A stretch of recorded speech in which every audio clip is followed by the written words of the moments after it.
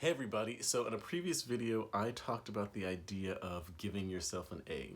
That idea came from The Art of Possibility, and it was a framing device to sort of open your mind and figure out how to be more creative. What would you do if you knew you couldn't fail is really what's underneath that question.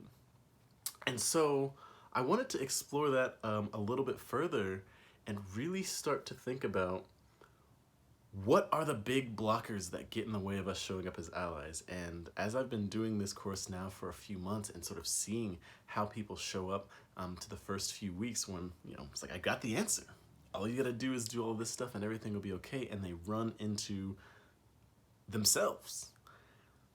And what I realized is that without positive self-esteem, self-efficacy, self-trust, self-worth, you're not going to be willing to do the fight. And it's so interesting because the people that are on the front lines, that are fighting, that this has become life or death, weirdly have the privilege of having the self-worth to continue to show up, that have the self-trust to know that they can show up. Some of them are pushing past what they can actually handle because they believe in themselves. They have an unshakable faith. And that unshakable faith comes from the fact that they're in survival mode.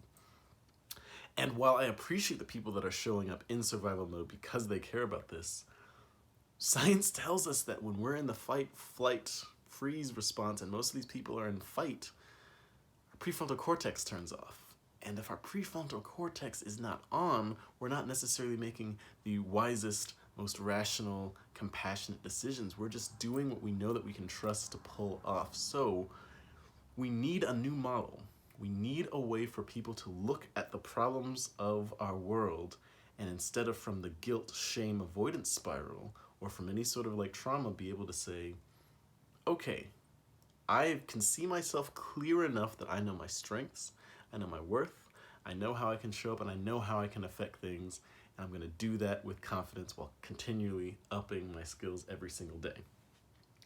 And that comes from radical self-acceptance. If you radically accept yourself, whatever parts of you that are holding you back, you'll be able to look at them. And once you're able to look at them, you'll be able to invite them into change. You'll be able to identify, dialogue with, and inhabit their perspective and figure out what they need to take the next step. If you do not accept yourself, there will always be parts of you that you stick in the back. You say, I don't want to look at that. That's not really great. I don't want to mess around with that. And that's where most of people's inaction comes from. That's why bystanders are everywhere. We all know that there are problems, but we don't trust ourselves to be effective stewards of solving them. And it's because we don't tap into our imagination and we don't look at ourselves creatively. We don't imagine a better world and the details that would take us to go to the next step because we're afraid of losing what we've got. And we're afraid of losing what we've got because we don't trust that we'll be able to get it back if we lose it. We don't trust that we'll be able to get more things.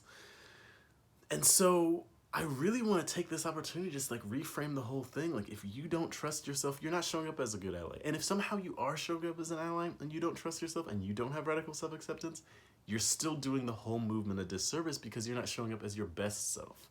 So do what you will with that. There's tons of ways to sort of develop this. I mean, there's all sorts of programs. Again, Mastering the Game of Allyship is one of them, but mindfulness, compassion, gratitude, like there's a lot of stuff that seems really soft, but it's really the only way for you to do the hard work to show up to a world that's hurting and broken every single day and be willing to change and grow so that you can do your part to making things better. So let me know what you think about that, and I'll see you next time.